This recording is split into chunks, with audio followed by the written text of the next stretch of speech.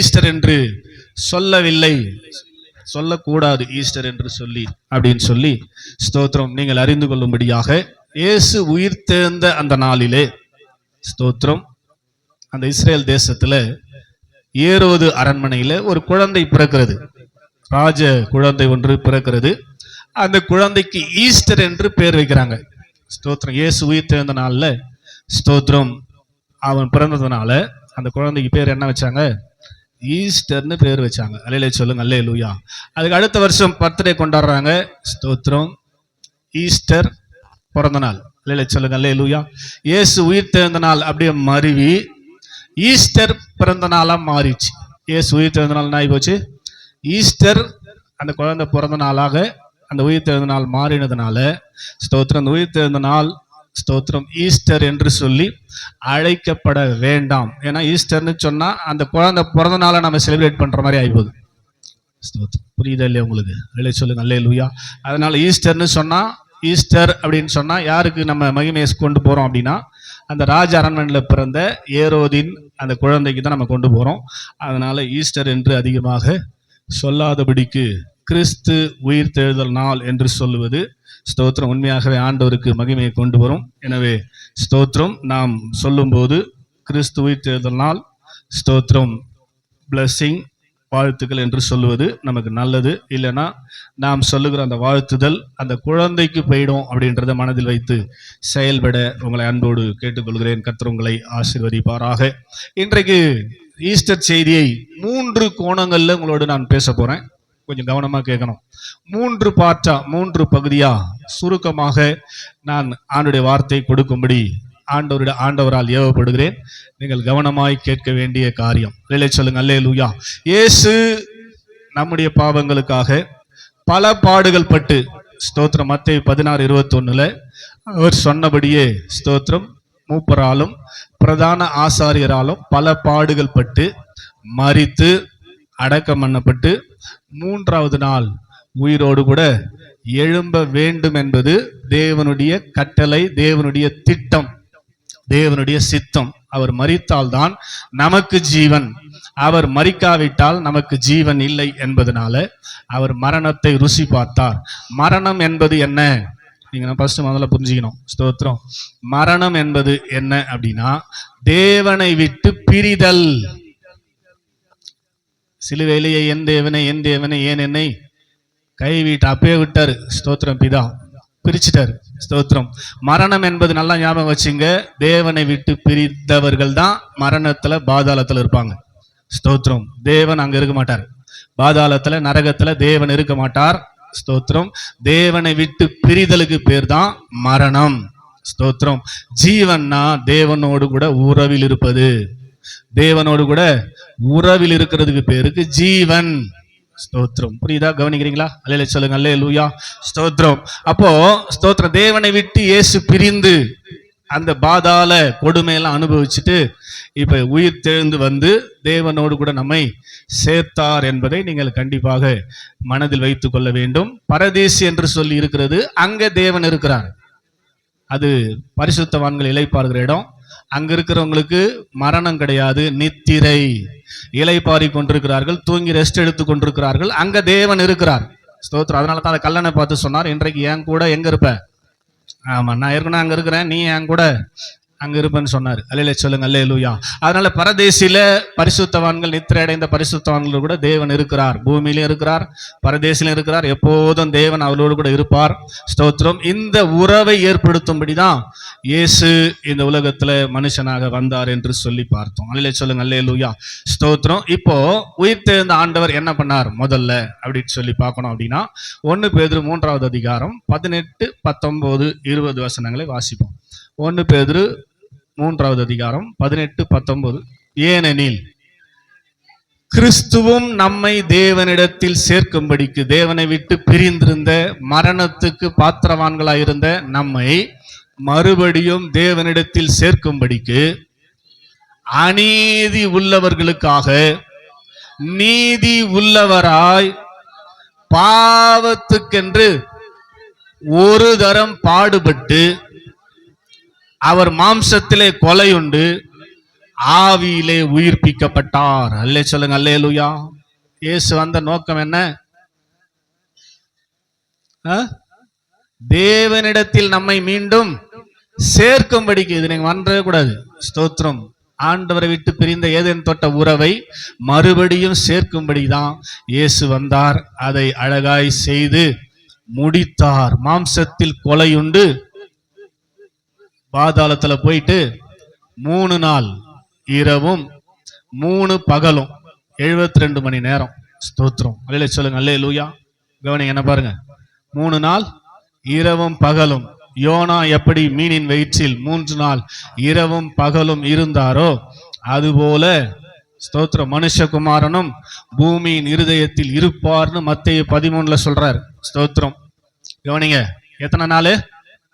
3 நாள். எத்தனை நாள்? 3 நாள்னா 72 மணி நேரம். 3 இரவு 3 பகல் இருக்கணும். ஸ்தோத்திரம். அதனால வெள்ளிக்கிழமை ஆண்டவர் சாவல. ஸ்தோத்திரம். புதன்கிழமை தான் செத்தாரு. ஸ்தோத்திரம். இதெல்லாம் நீங்க மைண்ட்ல வச்சுங்க. ஸ்தோத்திரம். வெளியே போய் சொன்னா கல்ல தடிப்பாங்க. ஸ்தோத்திரம். அல்லே சொல்லுங்க, அல்லேலூயா. ஸ்தோத்திரம். வெள்ளிக்கிழமை ஸ்தோத்திரம் சாவல அவரு. புதன்கிழமை நைட்டு, வியாழக்கிழமை பகல். ஒரு நைட்டு ஒரு பகல். வியாழக்கிழமை நைட்டு, வெள்ளிக்கிழமை பகல். ஸ்தோத்திரம். 2 நைட்டு 2 பகல். வெள்ளிக்கிழமை நைட்டு, சனிக்கிழமை பகல். 3 நைட்டு 3 பகல். ஞாயிற்றுக்கிழமை காலையில அவர் உயிரோடு கூட எழுந்துட்டாரு. 3 நைட் 3 பகல். புதன்கிழமை தான் செத்தாரு. ஏப்ரல் 14ஆம் தேதி தான் செத்தாரு. ஸ்தோத்திரம். அல்லே சொல்லுங்க, அல்லேலூயா. இது ட்ரெடிஷனலா அப்படியே மாறி மாறி வர்றதுனால அது அப்படியே வரும். அதனால நம்ம என்ன பண்ணோம், ஊரோட ஓடிடணும். ஸ்தோத்திரம். நம்ம போய் மாற்றி சொல்லியிருந்தா கல்லெடுத்து நம்மள அடிப்போம், பைத்தியக்காரங்க அப்படின்னு. அல்லே சொல்லுங்க, அல்லேலூயா. அதனால விஷயம் தெரிஞ்சுக்கணும். ஆனா என்ன பண்ண முடியாது, நம்ம ஸ்தோத்திரம் நடைமுறை படுத்த முடியாது. அதனால மைண்ட்ல வச்சுங்க. ஸ்தோத்திரம். இப்போ அவர் மாம்சத்தில் கொலை உண்டு ஆவியில உயிர்ப்பிக்கப்பட்டார். 3ஆவது நாள் உயிரோடு எழுந்துட்டாரு. 19வது வசனம். அந்த ஆவியில உயிர் தெழுந்த உடனே என்ன பண்ணார்? ஃபர்ஸ்ட் ஆண்டவர் அந்த ஆவியில போய் காவலில் உள்ள ஆவிகளுக்கு பிரசங்கித்தார். கவனிங்க, உயிர் தெழுந்து ஃபர்ஸ்ட் அவர் பண்ண வேலை என்ன தெரியுமா? ஸ்தோத்திரம். பாதாளத்துல ஸ்தோத்திரம் பரதேசி இருக்கிறது, பாதாளம் இருக்கிறது. 2க்கும் இடையில ஒரு பகுதி இருக்குது. அதுக்கு பேரு காவல், ஜெயில். ஜெயில்ல யார போடுவாங்க? ஜட்ஜ்மெண்ட் ஆகாத கைதிகளை. ஸ்தோத்திரம். இன்னும் தீர்ப்பு வராத கைதிகளை ஜெயில போட்டு வச்சிருப்பாங்க. அப்படி போடப்பட்ட ஜெயில் கைதிகளை சந்தித்து சுவிசேஷத்தை பிரசங்கம் பண்ணினார். அந்த ஜெயில இருந்த கைதிகள் யாரு? 20வது வசனம். அந்த ஆவிகள் பூர்வத்திலே நோவா பேழையை உண்டு பண்ணும்போது தேவன் நீடிய பொறுமையோடு காத்திருந்த போது கீழ்ப்படியாமல் போன ஆவி. ஆமென். நோவாவை காப்பாற்றி மற்றவங்களாம் அழிச்சார் இல்லையா ஜலப்பிரளயத்துல? அந்த ஆவிலாம் ஜெயில இருந்து ஜட்ஜ்மெண்ட்டுக்காக வெயிட் பண்ணிக்கிது. ஆமென். ஜட்ஜ்மெண்ட் பண்றவர் இயேசுதான். இயேசு வந்தாதான் ஜட்ஜ்மெண்ட். அல்ல சொல்லுங்க, அல்லேலூயா. அந்த ஆவிலாம் ஜெயில போட்டு வச்சிருந்தாரு. இயேசு தான் இப்ப வந்து என்ன பண்ணோம்? ஜட்ஜ்மெண்ட் கொடுக்கணும். ஸ்தோத்திரம். ஏன்னா இயேசுக்கு தான் நியாய தீர்ப்பு செய்யற அதிகாரம் முழுசும் கொடுக்கப்பட்டிருக்குது. நல்லா கவனிக்கணும். அல்லே சொல்லுங்க, அல்லேலூயா. இந்த ஆவிகள் ஜட்ஜ்மெண்ட்டுக்காக வெயிட் பண்ணி கொண்டது ஆவிகள் யாரு அப்படின்னா, ஆதாமுக்கு ஸ்தோத்திரம் காயின் ஃபர்ஸ்ட் பிறகுறாரு. கவனிங்க, ஆதாம் ஏவாளை அறிந்தான். 4வது அதிகாரம் 1வது வசனம். ஸ்தோத்திரம். நல்ல சிஸ்டர் கவனமா கேளுங்க, உங்க கொஸ்டினுக்கான பதில். ஸ்தோத்திரம். காயினை பெற்றால், காயினை பெற்று என்ன சொல்றா அவ? கர்த்தராலே ஒரு குமாரனை பெற்றேன் என்று சொல்லி அவனுக்கு காயின் என்று பெயரிட்டாள். ஆமென். ஸ்தோத்திரம். ஆதாம் தேவனை தேடவில்லை ஏதேன் தோட்டத்துல வந்த பிற்பாடு. ஆனா ஸ்தோத்திரம், அந்த ஏவாளுடைய மனசுல கர்த்தருடைய எண்ணம் இருந்தது. அதனாலதான் குழந்தை பிறக்கும் போது என்ன சொல்றாவ? கர்த்தராலே ஒரு குழந்தையை பெற்றேன் என்று சொல்லி அவனுக்கு காயின் என்று பெயரிடுகிறாள். நான் ஒரு மனுஷன் உருவாகும் போது உயிர் அப்பாவுடைய உயிர், ஆத்துமா அப்பா அம்மா சேர்ந்து வர்றது ஆத்துமா. ஸ்தோத்திரம். சரீரத்தை தாய் கொடுக்கிறாள். நல்லா கவனிக்கிறீங்களா? ஸ்தோத்திரம். இப்ப காயினுக்கு ஆத்துமாவாக வந்தது யாருது? ஆதாமோட ஆத்துமாவும் ஆதாமோட ஏவாளோட ஆத்துமாவும் சேர்ந்துதான் ஸ்தோத்திரம் இந்த காயினுக்கு வந்ததுனால ஸ்தோத்திரம் இது கர்த்தராலே பெற்றேன் என்று சொன்ன விஷயம் இந்த காயினுக்கு தெரிஞ்சிருக்குமா? தெரிஞ்சிருக்காதா? 6 மாசத்திலே குழந்தைங்களுக்கு கேட்கிற சக்தி இருக்குது. மரியாள் எலிசபெத்தை வார்த்தின போது வயிற்றுல இருந்த பிள்ளை களிப்பாய் ஹல்லேலூயா பிரைஸ் தி லார்ட். ஆமென். ஸ்தோத்திரம். 6 மாசத்திலேயே. ஸ்தோத்திரம். அல்லேலூயா சொல்லுங்க. அல்லேலூயா. இப்ப பெற்றெடுக்கும் போது கர்த்தராலே பெற்றேன் என்று சொல்லும் போது அந்த எண்ணம் அந்த குழந்தைக்கு போயிருக்குமா, போயிருக்காதா? ஸ்தோத்திரம். கர்த்தராலே பெற்றேன் என்று சொன்னதுனாலதான் அவன் வளர்ந்து கர்த்தருக்கென பலி செலுத்தும்படியாய் முதல் பலிபீடம் கட்டுகிறான். ஆமென். கர்த்தர் என்ற எண்ணம் மனசுல போயிடுச்சு. மனசுல போனதுனால கர்த்தருக்கென்று முதல் பலிபீடம் கட்டினவன் இந்த காயின். அல்லேலூயா சொல்லுங்க. அல்லேலூயா. எப்படியா கட்டினான் காயின்? ஸ்தோத்திரம். ஆதாம் பலிபீடம் கட்டல. ஸ்தோத்திரம். அப்பாவை பார்த்து தானே பிள்ளைங்க வளரும். இந்த காயின் எப்படி திடீர்னு பலிபீடம் கட்டினாரு அப்படின்னு ஒரு கேள்வி வந்துச்சு. ஸ்தோத்திரம். எப்படி கட்டினாரு தெரியுதா? ஸ்தோத்திரம். அல்லேலூயா சொல்லுங்க. அல்லேலூயா. அவங்க அம்மாவுடைய மனசுல இருந்த காரியம் இவனுக்கு வெளிப்படுத்தப்பட்டபடினாலே அவன் கர்த்தரை தேட வேண்டும் என்று நினைத்தான். அதோடு கூட கர்த்தருக்கு ஒரு பலிபீடத்தையும் கட்டி பலிகளை கொண்டு போய் முதல் செலுத்தினவன் இந்த காயின். அல்லேலூயா சொல்லுங்க. அல்லேலூயா.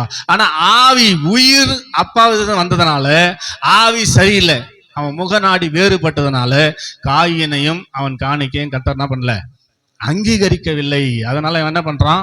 ஆபேலை கொலை செய்து விடுகிறான். அவன் ஆண்டவருக்கு பலிபீடம் கட்டி பலி முதல் செலுத்தினதுனால ஆண்டவர் அவன் மேல் இரக்கம் வச்சு அவனை கொல்லவில்லை. அவனை தேசாந்திரியாய் நாடோடிகளாய் திரிய விட்டார். இன்னைக்கு நாடோடிகளாக வீடு வாசல் இல்லாம சுத்திங்கிறாங்களா, அதெல்லாம் காயின் சந்ததி. கதை கூத்தாடிங்க, பூமி வீட்டுக்காரங்க இதெல்லாம் இருக்கிறாங்க இல்லையா? ஸ்தோத்திரம். இவங்கெல்லாம் காயின் சந்ததி. அல்லேலூயா சொல்லுங்க. அல்லேலூயா. தேசாந்திரியாய் அவங்களை அனுப்பி விட்டுட்டார். கவனிங்க. அதுக்கப்புறமா சேத் என்று ஒரு குழந்தை பிறகுது. அடுத்த ஜெனரேஷன், 2வது ஜெனரேஷன். வாசிங்க அந்த 4வது அதிகாரம் கடைசி 3 வசனம். ஆதாம் சேத்தை பெற்றான்னு.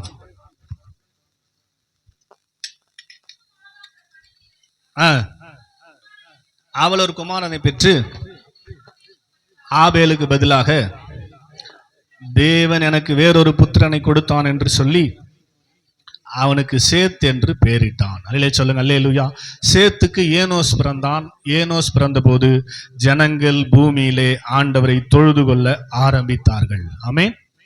காயின் ஆண்டவருக்கு பலிபீடம் கட்டினான். ஸ்தோத்திரம். சேத்து ஒண்ணுமே அந்த எண்ணம் இல்லை. சேத்துடைய பையன் ஏனோஸ் பிறந்த போது அவன் ஆண்டவர் என்ன பண்றான்? தொழுது கொள்ளுகிறான். ஸ்தோத்திரம். அதுக்கப்புறம் சேத்துக்கு ஏனோசுக்கு கேனான் பிறக்கிறான். கேனானுக்கு எந்த எண்ணமும் இல்லை. ஸ்தோத்திரம். 10வது வசனம் 5:10. ஸ்தோத்திரம்.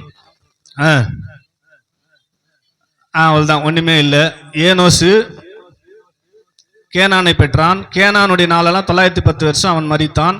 மகலயேல் 65 வயசான போது யாரேதை பெற்றான். அவங்களும் ஒன்னும் ஆண்டவரை தேடல. ஸ்தோத்திரம். அதுக்கப்புறம் ஸ்தோத்திரம்.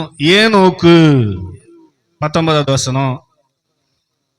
யாரோடைய நாளெல்லாம் ஏனோக்கு 7வது தலைமுறை. ஸ்தோத்திரம். 3வது தலைமுறையில ஆண்டவரை தேடினார்கள். முதல் தலைமுறையில் ஆண்டவரை தேடினார்கள். 7வது தலைமுறையில் ஆண்டவரை தேடினார்கள். அதுக்கப்புறம் 10வது தலைமுறை நோவா தான் ஆண்டவரை தேடினான். இந்த இடைப்பட்ட இந்த 9 ஜெனரேஷன்ல தேடினதுங்குது தேடாதங்குது இல்ல. ஸ்தோத்திரம். இத ஆண்டவர் செக் பண்ணி ஜட்ஜ்மெண்ட் கொடுக்கறதுக்காக காவல்ல போட்டு வச்சிருந்தார். ஆமென். ஆண்டவரை தேடுறவங்களுக்கு பரலோகமும் தேடாதவங்களுக்கு நரகத்தையும் கொடுக்கறதுக்காக உயிர் தேர்ந்த ஆண்டவர் போய் அவங்களுக்கு ஒரு விசை சுவிசேஷத்தை சொல்லி, ஸ்தோத்திரம், யாரெல்லாம் ஆண்டவரை தேடினார்களோ, யாருக்கெல்லாம் தெய்வ பயம் இருந்ததோ அவர்களை பரதேசிக்கும், தெய்வ பயம் இல்லாத ஜனங்களை எல்லாம் நரகத்துக்கும் அனுப்பிவிட்ட பிற்பாடுதான் ஆண்டவர் மேல வந்தார். ஆமென். சொல்லுங்க. அல்லேலூயா. ஃபர்ஸ்ட் எங்க போனாரு? பாதாளத்துல காவல்ல இருந்த நோவாவின் காலத்துல பேழைக்குள்ள பிரவேசிக்கிறதுக்கு முன்னாடி கீழ்ப்படியாமல் போன ஆவிகள் இருந்துச்சு இல்லையா?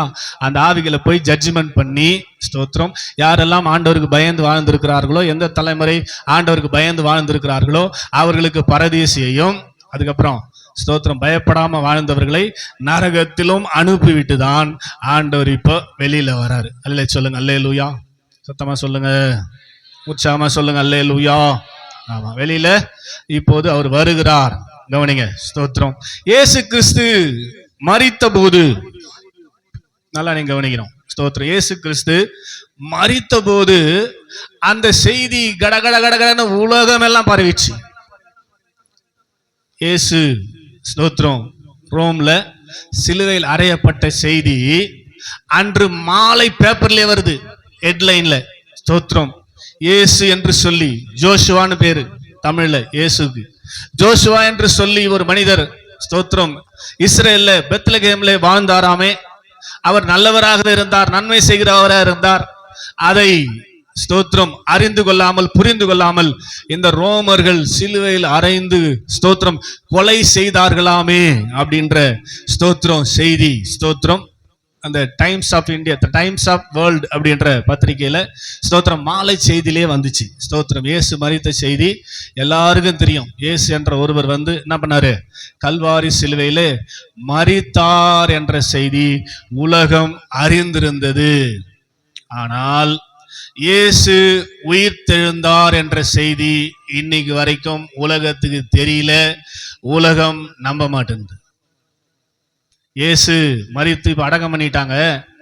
அப்போ அவங்க சொல்றாங்க ஸ்தோத்திரம் அந்த ராஜா கிட்ட, ஸ்தோத்திரம் ஆண்டவரே ராஜாவே, இந்த எத்தன் உயிரோடு இருக்கும்போது நான் மரிப்பேன், 3ஆம் நாள் உயிரோடு இருப்பேன்னு சொல்லி இருக்கிறான். அதனால நீங்க என்ன பண்ணணும், இவனுடைய கல்லறையை நல்லா சீல் பண்ணி சங்கிலி போட்டு கட்டி நல்லா பத்திரப்படுத்தணும். ஏன்னா இவனுடைய சீஷர்கள் களவாய் சரீரத்தை தூக்கி கொண்டு போயிட்டு அவன் உயிர் தெழுந்துட்டான்னு சொல்லிடுவானுங்க. இல்லை சொல்லுங்க அல்லேலூயா. அவன் உடனே அந்த ராஜா சொன்னாரு, உங்களுக்கு தான் காவல் சேவர் உண்டு, நீங்க போய் பத்திரப்படுத்திக் கொள்ளுங்கள் என்று சொன்னான். போயிட்டு என்ன பண்ணாங்க, அந்த கல்லறைக்கு செயினை போட்டு லாக் பண்ணிட்டு கல்லறைக்கு செக்யூரிட்டி போட்ட ஒரே ஸ்தோத்திரம் ஆள் நம்ம ஆள் தான். அல்ல சொல்லுங்க அல்லேலூயா. 2 செக்யூரிட்டியை போட்டுட்டு ஆமென் ஸ்தோத்திரம். எப்படியும் என்ன பண்ணக்கூடாது, ஸ்தோத்திரம் இந்த பாடி வெளியே போகக்கூடாது அப்படின்னு சொல்லி ஸ்தோத்திரம் கல்லறையை பத்திரப்படுத்தினாங்க. ஆனா அவர் சொன்னபடியே 3ஆவது நாள் கல்லறை வெடித்தது. ஸ்தோத்திரம் சங்கிலிகள் கழண்டது. ஆமென் சொல்லுங்க அல்லேலூயா. இயேசு உயிரோடு கூட எழும்பினார். இவனுக்கு போய் சொன்னானுங்க பாருங்க, சீஷர்கள் கொண்டு போயிட்டு அவர் உயிரை இழந்துட்டாருன்னு சொல்லிடுவானுங்க. அந்த செய்தி வேகமா உலகெல்லாம் பரவிடுச்சு. இயேசு உயிர் தழவில்லை, சீஷர்கள் கொண்டு போயிட்டு சும்மா சொல்லிங்கிறானுங்க அப்படின்ற செய்தி தான் பரவிச்சு. இயேசு உயிர் தெழுந்த செய்தி பரவவில்லை. இயேசு உயிர் தெழுந்து 40 நாள் சிதறி போயிருந்த சீஷர்களை பலப்படுத்திட்டு ஸ்தோத்திரம் கலிலேயா ஸ்தோத்திரம் ஸ்தோத்திரம் ஒலிவ மலையிலிருந்து பரலோகத்துக்கு ஏறி போயிட்டாரு. ஸ்தோத்திரம். அதுக்கப்புறம் தான் ஸ்தோத்திரம் 1:8 சொல்றார். அப்போஸ்தலர் 1ஆவது அதிகாரம் 8வது வசனத்துல ஸ்தோத்திரம், பரிசுத்த ஆவி உங்களிடத்தில் வரும்போது நீங்கள் பலனடைந்து யூதேயாவிலும் எருசலேமிலும் சமாரியாவிலும் பூமியின் கடைசி பரியந்தம். ஃபர்ஸ்ட் யூதேயா பெத்லஹேம் எருசலேம்ல, அதுக்கப்புறம் சமாரியா புறஜாதிகளுக்கு, அதுக்கப்புறம் பூமியின் கடைசி பரியந்தம் எனக்கு சாட்சிகளா இருப்பீர்கள் என்று சொல்லி பரிசுத்த ஆவியை பெற்றுக்கொள்ள வேண்டும் என்று சொல்லிட்டு கடந்து போயிட்டாரு. அதே போல இவங்க பரிசுத்த ஆவியை பெற்றுக்கொண்ட பிற்பாடு ஸ்தோத்திரம் என்ன பண்ணாங்க, இவங்க ஊழியத்தை ஸ்டார்ட் பண்றாங்க. ஸ்தோத்திரம் என்ன ஊழியம் பண்ணாங்க, அப்போஸ்தலர் 2வது அதிகாரத்தை எடுப்போம். அப்போஸ்தலர் நடவடிக்கைகள் 2வது அதிகாரத்துல ஸ்தோத்திரம் பேதுரு பிரசங்கம் பண்ண பிரசங்கத்தினுடைய காரியத்தை நீங்க தயவு செய்து நல்லா புரிஞ்சுக்கணும். பேதுரு என்ன பிரசங்கம் பண்ணாரு, அப்போஸ்தலர் 2:32 31-32 வாசிங்க.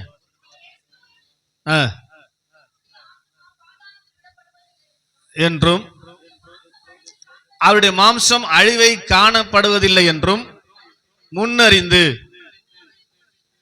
அவர் உயிர்த்தெழுதலை குறித்து இப்படி சொன்னான், இந்த இயேசுவை தேவன் எழுப்பினார், இதற்கு நாங்கள் எல்லாரும் சாட்சிகளா இருக்கிறோம்.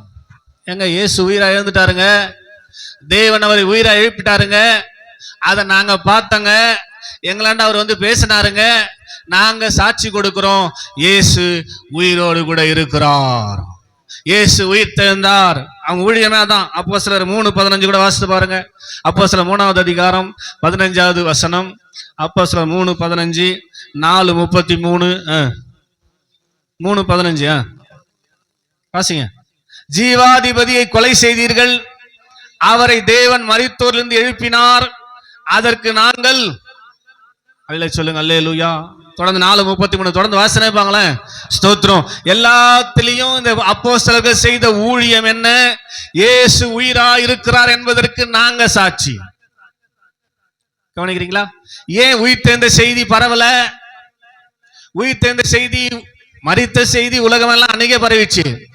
ஆனா உயிர் தேர்ந்து 2026 வருஷம் ஆகுது, இன்னும் யாருக்கும் இயேசு உயிர் தேர்ந்தார் என்ற செய்தி பரவல. ஏன்? ஸ்தோத்திரம். அல்ல சொல்லுங்க அல்லேலூயா. நீங்க தான் பரப்பணும்னு சொல்றாரு. புரியுதா இல்லையா உங்களுக்கு? ஸ்தோத்திரம். ஆமென். நீங்க உயிர்த்தெழுந்த இயேசுவை அனுபவிப்பது உண்மையானால், இயேசு நான் பாவத்துல செத்து போயிருப்பேங்க, நான் அவரை விசுவாசிச்சேன், இப்ப எனக்குள்ள வந்துட்டாரு, உயிர்த்தெழுந்த இயேசு எங்க இருக்கிறாரு, எனக்குள்ள இருக்கிறார்னு நீங்க நம்புவீங்கன்னா நீங்க தான் போய் சொல்லணும் இயேசு உயிர்த்தெழுந்தார்னு. அதைத்தான் அப்போஸ்தலர்கள் செஞ்சாங்க. அல்லேலூயா சொல்லுங்க, அல்லேலூயா. அவங்க ஊழியமே என்ன? ஊழியமே என்ன? ஊழியனா என்ன? இயேசு கிறிஸ்து எனக்காக இந்த உலகத்துல வந்து, உனக்காக இந்த உலகத்துல வந்து, ஸ்தோத்திரம், நாம் செஞ்ச பாவத்துக்காக அவர் தண்டனை ஏற்றுக்கொண்டு சிலுவையில மரித்து அடக்கம் பண்ணப்பட்டு 3வது நாள் உயிரோடு கூட எழும்பினார். இதாங்க ஊழியம், இதான் சுவிசேஷம். இயேசு கிறிஸ்து 3வது நாள் உயிரோடு கூட எழும்பினார். அவர் உயிரோடு கூட எழும்பினை விசுவாசித்த என் வாழ்க்கை எப்பவே செத்து போக வேண்டியது 33 வருஷத்துக்கு முன்னாடி. நான் அவரை விசுவாசித்தேன், உயிர்த்தெழுந்த ஆண்டவர் எனக்குள்ள வந்துட்டாரு. அவர் உயிரா இருக்கிறதுனால நானும் உயிரா இருக்கிறேன். அல்லேலூயா சொல்லுங்க, அல்லேலூயா. அவர் உயிரா இருக்கிறதுனாலதான் நானும் உயிரா இருக்கிறேன். அவர் செத்து போனவராக இருந்திருந்தா நான் கண்டிப்பா உயிரா இருக்க வாய்ப்பே இல்லை. சொல்லுங்க, அல்லேலூயா. அப்போ உயிர்த்தெழுந்த செய்தி ஏன் தேசத்துக்கு தெரியல? நீங்க போய் சொல்லல. ஒரு உண்மையான ஊழியம் என்ன? சபையில போய் பிரசங்கம் பண்றது இல்ல, அது ஊழியமே கிடையாது. ஸ்தோத்திரம், அது வருமானத்துக்கு. ஸ்தோத்திரம். ஒரு விசுவாசி என்று சொன்னால், ரட்சிக்கப்பட்டவன் என்று சொன்னால், உயிர்த்தெழுந்த இயேசுவின் அபிஷேகத்தை பெற்றவன் என்று சொன்னால், பரிசுத்தாவின் அபிஷேகத்தை பெற்றவன் என்று சொன்னால், பேதுரு எழும்பி நின்று யாருமே அவன்கிட்ட கேட்கல. பேதுரு எழும்பி சொல்றாருங்க, நீங்கள் ஜீவாதிபதியை கொலை செய்தீர்கள், அவரை தேவன் எழுப்பினார், அவர் உயிரோடு கூட எழுந்ததை பார்த்த சாட்சிகள் நாங்க. முதலாவது கேபாவுக்கும் பின்பு 12 முதல் தரிசனமானார், நாங்க பார்த்தோங்க. பின்பு 120 பேர் எல்லாரும் பார்த்து கொண்டிருக்கும் போது உயிர்த்தெழுந்தவர் பரமேறி போனாருங்க. ஸ்தோத்திரம். அவர் மீண்டும் வருவேன் என்று சொல்லிட்டு போயிட்டு இருக்காருங்க. அதனால இந்த இயேசுவை நீங்கள் மனம் திரும்பி விசுவாசிங்க, அவருடைய நாமத்துல ஞானஸ்நானத்தை பெற்றுக் கொள்ளுங்க, அப்போது பரிசுத்தாவின் வரத்தை பெறுவீர்கள் என்று சொல்லிதான் அவங்க ஊழியத்தை ஸ்டார்ட் பண்ணாரு பேதுரு. ஃபர்ஸ்ட் பிரசங்கத்துல அதற்கே 3000 பேர் ரட்சிக்கப்பட்டாங்க. ஆமென். அல்லேலூயா சொல்லுங்க, அல்லேலூயா. அப்ப நீங்க போய் சொல்லாதனால உலகத்துக்கு இன்னும் தெரியல இயேசு மரித்து அடக்கம் பண்ணப்பட்டவர் இருக்கிறார். அல்லேலூயா சொல்லுங்க, அல்லேலூயா. என்ன பண்ணோம்? மரியாள் இயேசுவை பார்த்துட்டு உடனே கல்லறையில இருந்து வேகமா ஓடி, ஸ்தோத்திரம், சீஷர்களுக்கு அறிவித்தால் நான் கர்த்தரை கண்டேன் என்று சொல்லி. ஆமென் சொல்லுங்க, அல்லேலூயா. அதுக்கப்புறம் தான் இயேசு என்ன பண்றாரு? சீஷர்களுக்கு பூட்டி இருந்த வீட்டுக்குள்ள, ஸ்தோத்திரம், தரிசனமாகிறார் என்று சொல்லி பார்க்கிறோம். எனவே என்னை கேட்டுக்கொண்டிருக்க அருமையான தேவ ஜனமே, இந்த ஈஸ்டர் பண்டிகை உங்களுக்கு ஆசீர்வாதமா இருக்க வேண்டுமானால், உயிர்த்தெழுந்த இயேசு உங்களுக்குள்ள பெற்றிருப்பது உண்மையானால், நீங்க ரட்சிக்கப்பட்டிருப்பது உண்மையானால், உங்க வாய் சும்மாவே இருக்காதுங்க. எப்படி நீங்க சும்மா இருக்கிறீங்கன்னே தெரியல.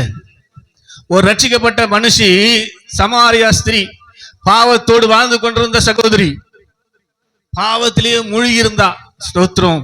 அதனால்தான் 12 மணிக்கு தண்ணி எடுக்க வரா. காலைல வர முடியாது, அப்பெல்லாம் கண் வந்து தண்ணி எடுப்பாங்க, அப்படிதானே? அல்லேலூயா சொல்லுங்க, அல்லேலூயா. ஸ்தோத்திரம். கிணறு இருக்கும் ஊருக்கு முனையில, எல்லாரும் போய் அங்கதான் தண்ணி எடுப்பாங்க, ராட்டினத்துல கயிறுல வலிச்சு. ஸ்தோத்திரம். எல்லாரும் வந்து காலையில எடுத்து போயிட்டாங்க. இவ 12 மணிக்கு வரா. ஏன்? எல்லாரும் வரும்போது இவளால வர முடியாது. ஏன்னா அவ அசிங்க வாழ்க்கை வாழ்ந்து கொண்டிருக்கிறாள், பாவத்துல வாழ்ந்து கொண்டிருக்கிறாள். ஸ்தோத்திரம். கரெக்டா இயேசு அங்க வெயிட் பண்றாரு. ஸ்தோத்திரம். சாப்பாடு வாங்க அமிச்சிட்டு, ஸ்தோத்திரம், வருவான்னு தெரியும் அவருக்கு. ஸ்தோத்திரம். உடனே சுவிசேஷத்தை சொன்னாரு, அவ ஏற்றுக்கொண்டாள். அல்லேலூயா சொல்லுங்க, அல்லேலூயா. சுவிசேஷத்தை ஏற்றுக்கொண்ட உடனே என்ன பண்ணா தெரியுமா?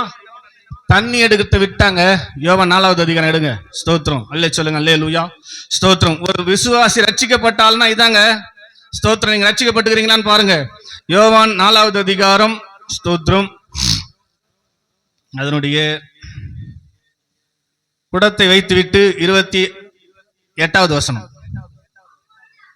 அப்பொழுது அந்த ஸ்திரீ தன் குடத்தை வைத்துவிட்டு,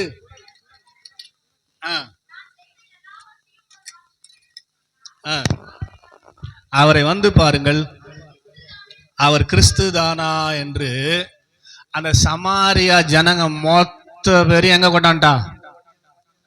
ஸ்தோத்திரம். யாக்கோபு கிணத்தாண்ட கொண்டான்ட்டா. தண்ணி எடுக்க வந்தால அங்க கொண்டான்ட்டாங்க. ஸ்தோத்திரம். கவனிங்க, நல்லா கவனிங்க. நீங்க ஸ்தோத்திரம். அவங்க எல்லாம் வந்தாங்க, இயேசுவாண்ட பேசினாங்க. பேசிட்டு ஸ்தோத்திரம் அவங்க சொன்ன ஸ்டேட்மெண்ட் என்ன? 42வது வசனம். ஸ்தோத்திரம். அதே 4:42. அந்த ஸ்திரீயை நோக்கி, உன் சொல்லி நிமித்தம் அல்ல, அவருடைய உபதேசத்தை நாங்களே கேட்டு அவர் மெய்யாய் கிறிஸ்துவாகிய உலக ரட்சகர் என்று அறிந்து விசுவாசிக்கலாம் மாட்டாங்க. அந்த ஊரு ஜனம் மொத்தம் ஸ்தோத்திரம் என்ன ஆயிட்டாங்களா? சொல்ல மாட்டீங்களே. என்னைக்கு இது நடந்தது? அந்த சகோதரி ரட்சிக்கப்பட்ட அன்னைக்கு. ஸ்தோத்திரம். நான் சொல்லுவேன், நீ உண்மையா ரட்சிக்கப்பட்ட ஆளா இருந்தா வீட்டுல தூங்கவே மாட்டேன், படுக்க விட மாட்டார் உனக்குள்ள இருக்கிற ஆண்டவர். யாருக்காவது போய் நீ பெற்ற ரட்சிப்ப சுவிசேஷமா சொல்லணும். நீங்க துண்டு தூங்கிறீங்களா? நீங்க ரட்சிக்கப்படவே இல்லைன்னு அர்த்தம். ரட்சிக்கப்பட்ட அன்னைக்கு அவள் தண்ணி கூட எடுக்கலங்க. தண்ணி கூட தண்ணி வச்சுட்டு ஓடுறா. ஆமே ஸ்தோத்திரம். செய்த எல்லாவற்றையும் எனக்கு ஒருத்தர் சொன்னார், அவர் கிறிஸ்து தான், வந்து பாருங்கள்னு சொன்னா. ஸ்தோத்திரம். ஒரு பாவமான, நல்ல கவனிங்க, நான் எங்க போய் சொல்றது? நிறைய பேர் ஸ்தோத்திரம் நான் போய் சொன்னா கேட்பாங்களா? இல்லை சொல்லுங்க. அல்லேலூயா. நிறைய பேர் சொல்றது, நான் எப்படி போய் சொல்றது பாஸ்டர்? நான் போய் சொன்னா கேட்பாங்களா? அவ ஒரு மோசமான பாவி, அவ போய் சொல்லியே ஊரே வருது. நீ போய் சொன்னா வரமாட்டாங்களா?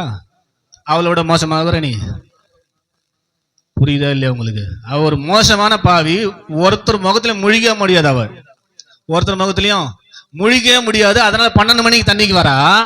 அவள் போய் சொல்லியே ஒரு ஊரே என்ன பண்ணிட்டா இயேசுக்குள்ள. அவளோட நீங்க மோசமாக்குறீங்களா? நீங்க போய் சொன்னா கேட்பாங்க தானே. அப்ப ஏன் போக மாட்டீங்க? ஸ்தோத்திரம். நீங்க உண்மையாவே இந்த உயிர்த்தெழுதல் ஆராதனை உங்களுக்கு ஆசீர்வாதமா இருக்கணும்னா இன்னைக்கே ஸ்டார்ட் பண்ணணும். ஆமீன் சொல்லுங்க. அல்லேலூயா. எல்லாம் சபையா சேர்ந்து இந்த கதெல்லாம் இருக்கக்கூடாது. உன் மேல வேந்த கடமை என்ன? சுவிசேஷம் அறிவிப்பது எமல் வேந்த கடமை. சுவிசேஷத்தை நான் அறிவிக்காவிட்டால் எனக்கு ஒரு விசுவாசி ரட்சிக்கப்பட்டால்னா எதுல தெரியணும்? சுவிசேஷம் அறிவிக்கத்துல தெரியணும். இல்லை சொல்லுங்க. அல்லேலூயா. ஓண்டும். ஸ்தோத்திரம். நீங்க ஜெபம் பண்ணிட்டு போங்க. யார் ஆண்ட பேசணும், யாருக்கிட்ட சுவிசேஷம் சொல்லணும்னு அவர் நடத்துவார். ஸ்தோத்திரம். நீங்க கவலைப்பட வேண்டிய அவசியமே கிடையாது. ஆட்கள் அவர் ரெடி பண்ணுவாரு. உங்களுக்கு முதல்ல என்ன இருக்கணும்? வாஞ்ச இருக்கணும். உயிர்த்தெழுந்த ஆண்டவர் எனக்குள்ள வச்சுக்கின்னு ஸ்தோத்திரம். நானே சம்பாதிச்சு, நானே சாப்பிட்டு, நானே தூங்குறதுக்கு அவர் இவ்வளவு பாடுபட்டு இவ்வளவு ரட்சிப்பை உனக்கு கொடுத்து ஸ்தோத்திரம் அட்வென்ட் சபையில வச்சு உங்களை உருவாக்கி கொண்டிருக்கிறாருன்னா ஸ்தோத்திரம். இன்னில இருந்து அது என்ன பண்ண, நீங்க ஒவ்வொருத்தரும் கிறிஸ்துக்காக வாழணும். உயிரோடு எழுந்த இயேசுவே. எத்தனை பேர் பொய் சொல்லிட்டு கப்சா சொல்லிட்டு போறீங்கன்னு தெரியல. வாழுவேன் உமக்காகவே. ஸ்தோத்திரம். வாழலைன்னா வெட்டி போட்டுருவாரு. அவருக்காகத்தான் வாழணும் இன்னிலிருந்து. ஸ்தோத்திரம். உயிர்த்தெழுந்த ஆண்டவரை நீங்கள் பெற்றுக் கொண்டிருப்பது உண்மையானால் ஒரு நாளைக்கு ஒருத்தருக்காவது சுவிசேஷம் சொல்லாம நான் தூங்கவே கூடாது. ஆண்டவரே ஜெபம் பண்ணுங்க. காலையில ஆத்துமாக்களை நிறைய உங்க வீட்டாண்டே கொண்டாடுவாரு. நீங்க போக வேண்டிய அவசியமே இல்ல. உங்களுக்கு வாஞ்ச இருந்தா கண்டிப்பா கர்த்தர் செய்வார். ஆக மரணத்தின் செய்தி அன்னைக்கே பரவிச்சு. ஸ்தோத்திரம். உயிர்த்தெழுந்த செய்தி 2026 ஆண்டாகியும் இன்னும் உலகத்துக்கு எங்கும் பரவல. ஏன் பரவல? நீ சொல்லாதனால பரவாமல் இருக்குது. அதனால ஸ்தோத்திரம். இந்த உயிர்த்தெழுதல் ஆராதனை உங்களுக்கு ஆசீர்வாதமா இருக்க வேண்டுமானால் ஸ்தோத்திரம் நீங்க கண்டிப்பாக இன்னைக்கே இந்த வேலையை செய்வதற்கு ஸ்டார்ட் பண்ணணும். அப்பதான் கர்த்தர் உங்களுக்கு வரும் நாட்களை ஆசீர்வாதமாய் மாற்றுவார். ஆசீர்வாதமாய் உலகத்துல கர்த்தர் உங்களை வைப்பார். இல்லை சொல்லுங்க. அல்லேலூயா. இப்போது வாசித்த வேத பகுதி ஸ்தோத்திரம் 2 பார்ட் முடிச்சிட்டேன். 3வது பார்ட் மத்தேயு எழுதின சுவிசேஷம் 1வது அதிகாரம் 6வது வசனம், 28வது அதிகாரம் 6வது வசனம். அவர் அங்கே இல்லை, தாம் சொன்னபடியே உயிர்த்தெழுந்தார். கவனிக்கணும். ஸ்தோத்திரம். தாம் எப்படி உயிர்த்தெழுந்தார்? எப்படிங்க உயிர்த்தெழுந்தார்? சொல்லுங்க. எப்படி உயிர்த்தெழுந்தார் சொல்லுங்க. வசனம் தானே பாக்குறீங்க, கவனிக்கிறீங்களா? பசி எடுத்துச்சா? ஸ்தோத்திரம். 7 மணிக்கெல்லாம் சாப்பிட்டு பழக்கம் போகுது. ஸ்தோத்திரம். தாம் சொன்னபடியே. அப்ப அவர் சொன்னாரா ஏற்கனவே? ஸ்தோத்திரம் சொல்லிக்கிறாரா? மத்தேயு 16:21 வாசிங்க. மத்தேயு சுவிசேஷம் 16வது அதிகாரம் 21வது வசனம். இதாங்க முக்கியமான செய்தி, ஈஸ்டர் செய்தி. கவனிக்கணும். அது முதல் இயேசு நாம் எருசலேமுக்கு போய் மூப்பராலும் பிரதான ஆசாரியராலும் வேத பாரகராலும் பாடுகள் பட்டு கொலையுண்டு 3ஆம் நாளில் எழுந்திருக்க வேண்டும் என்று சொல்ல தொடங்கினார். ஆமென் சொல்லுங்க. அல்லேலூயா. என்ன சொல்றாரு? நான் போய் என்ன பண்ணோம்? சாவணும், அதுக்கப்புறம் 3வது நாளில் உயிரோடு எழுந்திருக்க வேண்டும் என்று சொன்னதை தான் அவர் செய்யறாரு. அதனாலதான் இங்க எழுதுறாரு, மத்தேயை கொண்டு பரிசுத்த ஆவியானவர் அவர் தாம் சொன்னபடியே உயிர்த்தெழுந்தார், அவர் அங்கே இல்லை என்று சொல்லப்பட்டிருக்கிறது. ஸ்தோத்திரம். நல்லா கவனிக்கணும். ஸ்தோத்திரம். அவர் அங்கே கல்லறையில இல்ல. ஸ்தோத்திரம். அவர் உயிர்த்தெழுந்தார். ஸ்தோத்திரம். கவனிங்க, அவர் சொன்னபடியே உயிர்த்தெழுந்தார்.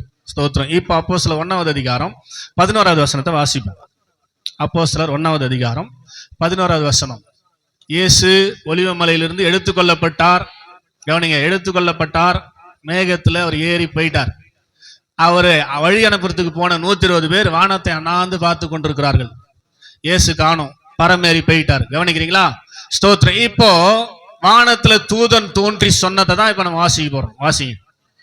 கலிலேயராகிய மனுஷரே, நீங்கள் ஏன் வானத்தை அண்ணாந்து பார்த்து கொண்டிருக்கிறீர்கள்? உங்களிடத்திலிருந்து வானத்துக்கு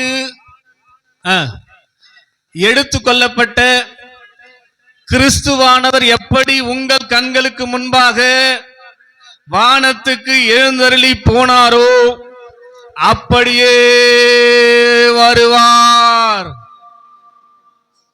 எல்லாரும் பார்த்து கொண்டிருக்கும் போது, எல்லார் கண்களுக்கு முன்பாக எப்படி பரமேறி போனாரோ அப்படியே மறுபடியும் எல்லாரும் பார்த்து கொண்டிருக்கும் போது அவர் வருவார், வந்து அதே ஒலிவ மலையில் இறங்குவார்.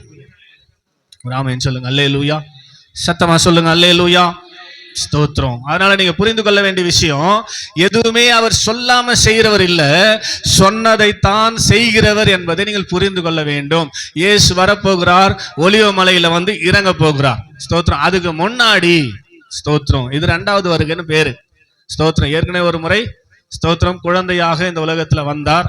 இது வரப்போறது 2வது வருகையாக ஸ்தோத்திரம் சொல்லப்படுகிறது. ஒலிவ மலைக்கு வரப்போறது. அதுக்கு முன்னாடி ஸ்தோத்திரம் சபையை ஆயத்தப்படுத்தி பரிசுத்தப்படுத்தி ஸ்தோத்திரம் ஆண்டவராக இயேசு கிறிஸ்து ரகசிய வருகையில பரிசுத்தத்துல நாம் பூரணம் அடையும் போது, பரிசுத்தம் அவர் எதிர்பார்க்கிற பரிசுத்தம் நமக்கு கிடைக்கும் போது ரகசியமாய் நம்மை எடுத்துக்கொள்வார். கவனிங்க. ஸ்தோத்திரம். பகிரங்க வருகை 2வது வருகை. அதுக்கு முன்னாடி ரகசிய வருகை என்று வருகை இருக்கிறது. ஸ்தோத்திரம். 2 பேர் படுத்துக் கொண்டிருப்பார்கள். ஒருத்தர் எடுத்துக்கொள்ளப்படுவார், ஒருத்தர் கைவிடப்படுவார். 2 பேர் வயலில் இருப்பார்கள். ஒருத்தர் எடுத்துக்கொள்ளப்படுவார், ஒருத்தர் கைவிடப்படுவார். 2 பேர் இயந்திரம் மறைத்துக் கொண்டிருப்பார்கள். ஒருத்தர் எடுத்துக்கொள்ளப்படுவார், ஒருத்தர் கைவிடப்படுவார் என்று சொல்லி மத்தேயில லூக்கால எல்லா இடத்துலயும் நீங்க வாசிக்க முடியும். ஆமென் சொல்லுங்க. அல்லேலூயா. இந்த வருகைக்கு பேரு ரகசிய வருகை. சபை இந்த ரகசிய வருகையில எடுத்துக்கொள்ளப்படுவதற்கு முனைப்புடன் ஒவ்வொரு நாளும் நம்மை பரிசுத்தப்படுத்தி கொள்ள வேண்டியது அவசியம். பரிசுத்தம் முழுமை அடைந்தால்தான், பரிசுத்தம் பூரணமானால்தான் இந்த ரகசிய வருகையில் எடுத்துக்கொள்ளப்பட முடியும். சரி பாஸ்டர், ரகசிய வருகையில் எடுத்துக்கொள்ளப்படலைன்னா நான் கஷ்டம், என்ன வருத்தம் அப்படின்னா, ரகசிய வருகையில நீங்கள் எடுத்துக்கொள்ளப்படவில்லை என்றால் 7 வருஷம் உபத்திரவ காலத்தை சந்திக்க வேண்டும். அதுக்கு அடுத்த 7 வருஷம் மகா உபத்திரவ காலத்தை சந்திக்க வேண்டும். கவனிங்க. ரகசிய வருகையில் எடுத்துக்கொள்ளப்படலைன்னா 7 வருஷம் உபத்திரவ காலம். இந்த ரகசிய வருகையின் முடிவில் அந்தி கிறிஸ்து வெளிப்படுவான். அந்தி கிறிஸ்து வெளிப்படுவான். நான் தான் கிறிஸ்து, என்னதான் வணங்கணும். ஸ்தோத்திரம். இயேசுலாம் கிடையாதுன்னு சொல்லுவான். நானே கிறிஸ்து என்று சொல்லுவான். அவனுக்கு பேர் தான் ஆன்டி கிரைஸ்ட், அந்தி கிறிஸ்து. என்னை வணங்குன்னு சொல்லுவான். என்னை வணங்கினால்தான் ஸ்தோத்திரம் உனக்கு ஒரு முத்திரையை கொடுப்பேன். ஸ்தோத்திரம். பரிசுத்தாவின் முத்திரை இயேசுவினால் கொடுக்கப்பட்டது. மீட்கப்படும் நாளுக்கென்று முத்திரை. இவனை வணங்குறவங்களுக்கு இவன் ஒரு முத்திரையை கொடுக்கிறான். அந்த முத்திரை 666. கவனிங்க. இந்த முத்திரை நெற்றிகளிலோ வலது கைகளிலோ பொறித்து கொள்ள வேண்டும்.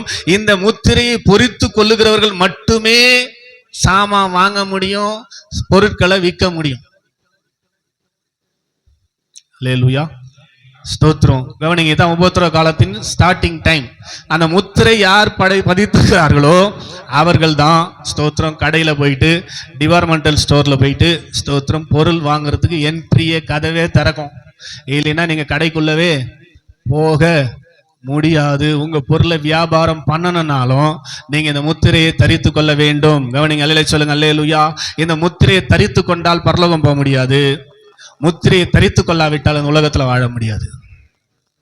அதனால அந்த உபத்திரவ காலம் ஸ்டார்ட் பண்றதுக்கு முன்னாடியே ரகசிய வருகையில எடுத்துக்கொள்ளப்படுவதற்கு தான் உங்களை சரி பண்ணுங்க சரி பண்ணுங்க சரி பண்ணுங்க சரி பண்ணுங்கன்னு பரிசுத்த ஆவியானவர் உங்களோடு போராடி கொண்டிருந்தார். உங்களெல்லாம் நிக்க முடியாது. ஸ்தோத்திரம். 7 வருஷம் இது நடக்கும். ஸ்தோத்திரம். 7 வருஷம் நடக்கும். அது 27 ஸ்டார்ட் ஆக போகுதுன்னு ஒரு தீர்க்கதரிசி சொல்லி இருக்கிறாரு. ஸ்தோத்திரம். உபத்திரவ காலம் 27 ஸ்டார்ட் ஆக போகுது. ஸ்தோத்திரம். 27 to 34 உபத்திரவ காலம், 34 to 41 ஸ்தோத்திரம் மகா உபத்திரவ காலம். இது கணிப்பு, தீர்க்க தரிசனம், உங்க மைண்ட்ல வச்சுக்கிறதுக்காக சொல்றேன். அல்லேலூயா சொல்லுங்க, அல்லேலூயா. 41 முடியும் போது 42ல ஆண்டவருடைய 2ஆம் வருகை இருக்கிறது. ஸ்தோத்திரம். கவனிங்க, அல்லேலூயா சொல்லுங்க, அல்லேலூயா. இந்த ரகசிய வருகையில் எடுத்துக்கொள்ளப்படாமல் 7 வருஷத்தை ஓட்டுறது ரொம்ப கஷ்டங்க. அந்த முத்திரையை போடாம எந்த சாமானும் வாங்க முடியாது. கவனிங்க, ஸ்தோத்திரம். எதுவுமே வாங்காது எப்படி வாழறது, எப்படி சாப்பிடுறது, வாழ முடியுமா 7 வருஷம்? ஸ்தோத்திரம். அப்படியே நீங்க தப்பிச்சிட்டீங்க 7 வருஷம் அந்த முத்திரையை போடாம வாழ்ந்துட்டீங்க அப்படின்னா ஸ்தோத்திரம் மணவாளனின் தோழனாக ஸ்தோத்திரம் 2ஆம் வருகையில நீங்கள் எடுத்துக்கொள்ளப்பட முடியும். ஆமென் சொல்லுங்க, அல்லேலூயா.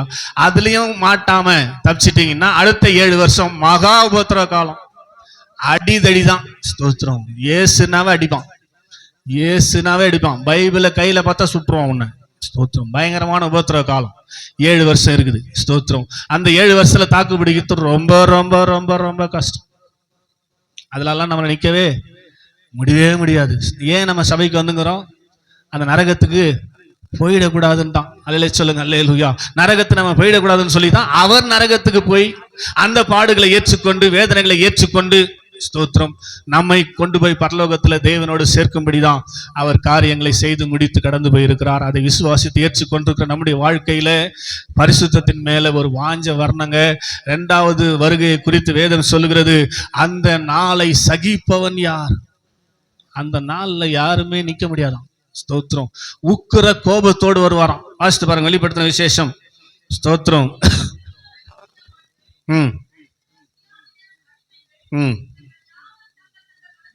அது இல்லாம மீகா 1:3 2ஆம் வருகை எப்படி இருக்கும்? மீகா 1:3 இதோ கர்த்தர் தமது ஸ்தானத்திலிருந்து புறப்பட்டு வருகிறார், அவர் இறங்கி பூமியின் உயர்ந்த இடங்களை மிதிப்பாராம். கோபமா இறங்குறாரு. இவ்வளவு காரியங்கள் செஞ்ச இந்த ஜனங்க திருந்தாதகுதே, என்னை அறியவில்லையே, மனம் திரும்பவில்லையே என்று சொல்லி 2வது வருகை எப்படி இருக்கும்? கோபமா வராரு. ஸ்தோத்திரம். அதே வெளிப்படுத்தல் 19வது அதிகாரத்துல வாசித்து பாருங்களேன். ஸ்தோத்திரம். அப்போஸ்தலர் 19:15 வாசிங்க. 19:15 புறஜாதிகளை வெட்டும்படிக்கு அவருடைய வாயிலிருந்து கூர்மையான பட்டயம் புறப்படுகிறது, இருப்பு கோலால் அவர்களை அரசாளுவார், அவர் சர்வ வல்லமை உள்ள தேவனுடைய உக்கிர கோபமாகிய மது உள்ள ஆலையை மிதிக்கிறார். அவர் இறங்கும் போது எப்படி இறங்குறாரு? ஸ்தோத்திரம். மனம் திரும்பாத சபையின் மேல கோபம், பரிசுத்தத்தின் மேல வாஞ்சை இல்லாத கோபம், அவங்களெல்லாம் மிதிக்கும்படி இறங்குறாரு. ஸ்தோத்திரம். 1950-60 தாஜ் கோரமண்டல் ஹோட்டல் உங்களுக்கு தெரியும், வேர்ல்டு ஃபேமஸ் ஹோட்டல். அது தாஜ் கோரமண்டல் ஹோட்டல். அவங்க ஸ்தோத்திரம் இந்த ஒலிவ மலையில ஒரு ஹோட்டல் கட்டலாம் அப்படின்னு சொல்லி ஸ்தோத்திரம் அங்க அரசாங்கத்திட்ட அனுமதி வாங்கிட்டாங்க. அந்த ஒலிவ மலை மேல ஒரு ஹோட்டல் கட்டினா நல்லா இருக்கும் அப்படின்னு சொல்லி ஸ்தோத்திரம் அந்த கவர்மெண்ட் கிட்ட, இஸ்ரேல் கவர்மெண்ட் கிட்ட ஸ்தோத்திரம் அந்த ஹோட்டல் கட்டுவதற்கான, அந்த மலை மேல கட்டுவதற்கான அனுமதியை பெற்று விட்டார்கள். டெண்டர் போட்டாங்க. ஸ்தோத்திரம். இப்போ ஒரு இன்ஜினியர் குழு ஸ்தோத்திரம். அந்த ஒலிவ மலைக்கு அனுப்பப்படுகிறார்கள். ஸ்தோத்திரம். செக் பண்றதுக்கு, ஹோட்டல் கட்டுறதுக்கு முன்னாடி என்ன பண்ணுவாங்க, சாயில் டெஸ்ட் அதெல்லாம் பண்ணுவாங்க. ஸ்தோத்திரம். மலை மேல ஹோட்டல் கட்ட முடியுமா அப்படின்னு சொல்லி ஒரு இன்ஜினியர் டீம் செக் பண்ணும்போது கிழக்கு மேற்காக ஒரு விரிசல் இருப்பதை கண்டுபிடித்தார்கள். ஆமென். இல்லை சொல்லுங்க அல்லேலூயா. ஒலிவ மலையில கிழக்கு மேற்காக ஒரு விரிசல் விட்டுக்குது. ஸ்தோத்திரம். அதை பார்த்துட்டு ஸ்தோத்திரம், இங்கே ஹோட்டல் கட்டுவதற்கான சாத்தியம் இல்லை என்று சொல்லி கொண்டு போய் ரிப்போர்ட் கொடுத்தாங்க. அந்த ஹோட்டல் கட்டுகிற காரியம் கைவிடப்பட்டது. ஸ்தோத்திரம். ஏன் அது விரிசல்?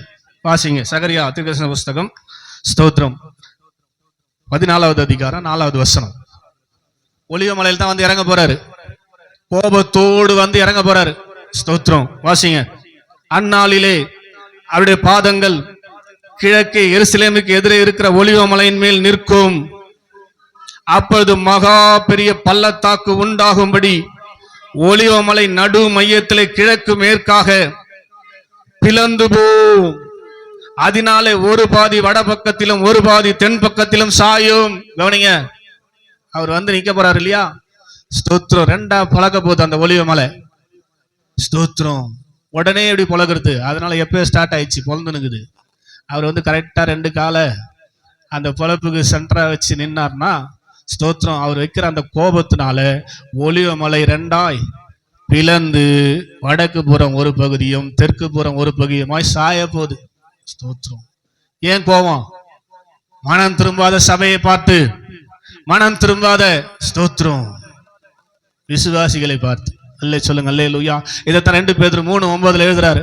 தாமதிக்கிறார் என்று எண்ணுகிறபடி அவர் தமது வாக்கு தத்தத்தை குறித்து தாமதமா இராமல், கவனிங்க, ஒருவரும் கெட்டு போகாமல் எல்லாரும் மனம் திரும்ப வேண்டும் என்று சொல்லி விரும்பி, கவனிங்க. ஏன் அவர் சொல்லிட்டு வாக்கு தத்தம் 2026 ஆகுது, இன்னும் வரல. இதோ வருகிறேன் சீக்கிரமாயின்னு சொன்னவர் வரல. ஏன் வரல தெரியுமா? ஒருவரும் கெட்டு போக கூடாது என்பதற்காக தான் வரல. நீங்க மனம் திருமணம் தான் வரல. ஸ்தோத்திரம். மனம் திருமணம் தான் மன்னிப்பு. மனம் திரும்பலன்னா அழிவு. நோவா காலத்துல ஒரு பெரிய அழிவை நாம் பார்த்திருக்கிறோம் மனம் திரும்பாதவர்களுக்கு. ஸ்தோத்திரம். லோத்தின் காலத்துல ஒரு பெரிய அழிவை பார்த்திருக்கிறோம் மனம் திரும்பாதவர்கள். இதெல்லாம் நமக்கு திருஷ்டாந்தரங்களாக வைக்கப்பட்டிருக்குது. அதே சமயம் அன்னைக்கு சிமியோன் என்ன பிரசங்கம் பண்ணும்போது சொன்னாரு. அவர் என்ன கான்செப்ட்ல சொன்னான்னு தெரியல. ஸ்தோத்திரம்.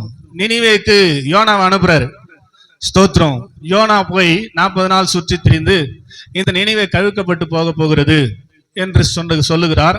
ஸ்தோத்திரம். அப்படி சொல்லிட்டு கடைசியில சொன்னாரு, ஸ்தோத்திரம், வலது கைக்கும் இடது கைக்கும் வித்தியாசம் தெரியாத 120,000 பேரை நான் அழிக்க மாட்டேன் என்று. ஸ்தோத்திரம். ஏற்கனவே சொன்ன வார்த்தை குறித்து ஆண்டவர் என்ன பண்ணாரு? மனம் மாறினார். அவர் அன்புள்ளவர், அழிக்க மாட்டார்னு சொன்னாரு. அவர் என்ன கான்செப்ட்ல சொன்னார்னு தெரியல எனக்கு. ஸ்தோத்திரம். ஏன் அதை சொன்னார்னு ஒழுங்கா படிக்கணும் பைபிள்ல. ஸ்தோத்திரம். யோனா போய் பிரசங்கம் பண்ணும்போது இந்த செய்தியை கேட்ட ராஜா முதல் அரசன் முதல் ஆண்டி வரை மொத்த 120,000 பேரும் உபவாசித்து ரட்டுடுத்தி சாம்பல்ல உழுந்துட்டாங்க. ஆண்டவரே, எங்க பாவங்கள் எல்லாம் ஆடு மாடு முதல் கொண்டு யாரும் தண்ணி குடிக்கல, எங்கேயுமே போல. ஸ்தோத்திரம். இவங்க மனம் திரும்பினால ஆண்டவர் அழிப்பேன் என்று சொன்னதை மாத்திக்கின்னு அழிக்காமல் இருந்தார். மனம் திரும்பினால. ஸ்தோத்திரம். இன்னைக்கு நினைவு நிலைமை என்ன தெரியுமா? ஃபர்ஸ்ட் அழிவுக்காக தான் ரெடி ஆகுது. மனம் திரும்பினவங்க மறுபடியும் என்ன பண்ணிட்டாங்க? பாவத்துல போயிட்டு. ஸ்தோத்திரம். தேசத்திலேயே இந்த நினைவே பட்டணம் தான் நம்பர் 1 பாவ பட்டணமா இருக்குது ஆண்டோடைய பார்வையில. ஸ்தோத்திரம். முதல் அழிவு அங்கதான் நடக்க போகுது. ஸ்தோத்திரம். நல்லா நீங்க மனசுல வச்சுக்கணும். அதனால ஆண்டவர் அன்புள்ளவர் தான். அதுக்காக தான் இவ்வளவு தருணங்களை கொடுத்து கொண்டே இருக்கிறார். நீ இன்னும் மனம் திரும்ப, ஸ்தோத்திரம், மனசு இல்லாம காலத்தை ஓட்டி கொண்டிருந்தால் எவ்வளவு நாள் தான் அந்த காலம் செல்லும்?